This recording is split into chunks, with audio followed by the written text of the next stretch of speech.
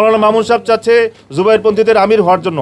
কারণ এই যে জুবাইরপন্থী যারা বলি, তবলিগের কাজটা এখন মাওলানা জুবাইর সাহেবের হাতে আর নাই, এখন এটা চলে গেছে পুরো হেফাজতের হাতে।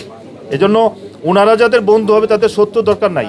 অনুরোধ হলো এটা যে আপনারা তৃতীয় পক্ষ যারা আছেন মেহরবানি করে এখান থেকে সরে যান, আমাদের দুই পক্ষ নিয়ে বসেন, ইনশাল্লাহ একটা সুষ্ঠু সমাধান হয়ে যাবে। আমরা নাকি ইসরায়েলপন্থী, আমাদের কিছু মুরব্বীদের ব্যাপারে, তো ইসরায়েলপন্থী আপনি এভিডেন্স দেখ, একটা কথা বলে দিলেই তো হয় না। আপনার ইসরায়েলের পাসপোর্ট, আপনার পাসপোর্ট ইসরায়েলের ভিসা আছে কিনা এটা দেখেন। আর ইদানিং একটা কথা বলতেছে আমাদের তবলিগকে ঘায়েল করার জন্য এরতেজা বা আমাদের যে অনন্ত জলিল আছে তাদেরকে নিয়ে। দেখেন আমি এই কথাটা বারবার বলি, তবলিগের মধ্যে সমস্ত রকমের লোক আসে এখানে, মন্ত্রী থেকে শুরু করে সরকারি উচ্চ পর্যায়ের লোক থেকে শুরু করে মাছওয়ালা তরকারিওয়ালা সবাই এক প্লেটে বসে খানা খায়, এটার নাম তবলিগ। অনন্ত জলিল সাহেব হিসাব মাঝখানে 3 দিন সময় লাগাইছে, এই জন্য কোন তবলিগের অ্যাক্টিভ ওয়ার্কার হয়ে গেছে? এরতেজা মাঝখানে এসে কিছু সময় লাগাইছে। কাকরাইল মসজিদ তো সবার জন্য খোলা, এটা তো এমন না যে ভাই হিন্দুর জন্য খোলা কাকরাইল মসজিদ। মাওলানা সাদকে গোমরা কহেগা ও খোদ গোমরা হে। এখন বলেন এই মাওলানা তকি উসমানী সাহেব, মুফতি তকি উসমানী সাহেব, মাওলানা বলে যে আরশাদ মাদানী সাহেব, তাদের থেকে কি আমাদের মাওলানা মামুনুল হক সাহেব, জুনায়েদ আলী হাবিব সাহেব বড় হয়ে গেছে? আমরা তো মাওলানা তকি উসমানী, মুফতি তকি উসমানকে মানি, আমরা তো মাওলানা আরশাদ মাদানী সাহেবের কথা মানি। কিন্তু যারা বলে যে বাংলাদেশের মধ্যে যেনারা হেফাজতের লোকজন আছে বা কওমি অঙ্গনের লোকজন আছেন, তার মানে তো বোঝা যাচ্ছে যে তারা মুফতি তকি উসমানী সাহেবকে মানতেছে না, তারা মাওলানা আরশাদ মাদানীকে মানতেছে না। এখন বলেন আপনারা বড় বড় উলামা বিদ্বেষী কে, আমরা না অন্যরা? এটা আপনাদের কাছে প্রশ্ন। আরেকটা কথা বলে যে আমরা আওয়ামী লীগ পন্থী, এই কথাটা এখন খুব ভাইরাল হয়েছে।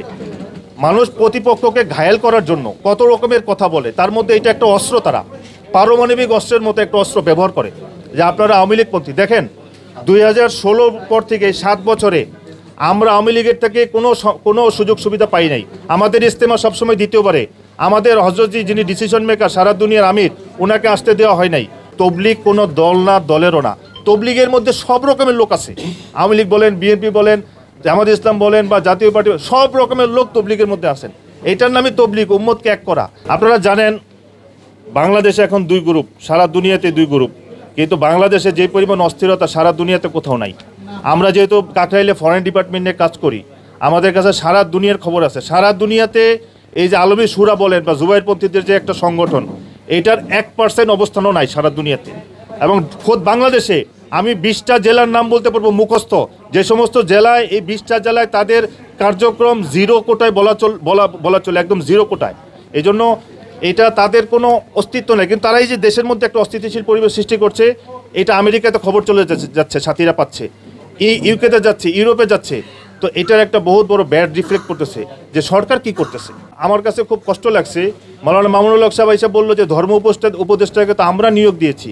তো ধর্ম উপদেষ্টা তো শুধু হেফাজতের জন্য ধর্ম উপদেষ্টা না, জুবাইরপন্থীদের জন্য না। ধর্ম উপদেষ্টা উনি হিন্দুদেরও ধর্ম উপদেষ্টা, খ্রিস্টানদেরও ধর্ম উপদেষ্টা, বৌদ্ধদেরও ধর্ম উপদেষ্টা। এই জন্য কেউ যদি ওই চেয়ারকে সম্মান করে তাহলে সে কোনো পক্ষ নিবে না, উনি সমাধানের জন্য চেষ্টা করবে।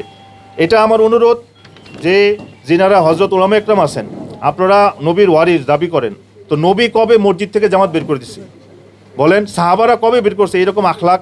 হাত পা ভাঙা দিচ্ছে, ঘরের মধ্যে গিয়ে হামলা চালাচ্ছে, মাদ্রাসার ছাত্রদেরকে কথায় কথায় আপনারা রাস্তায় বের করে দিচ্ছেন লাঠি সহ।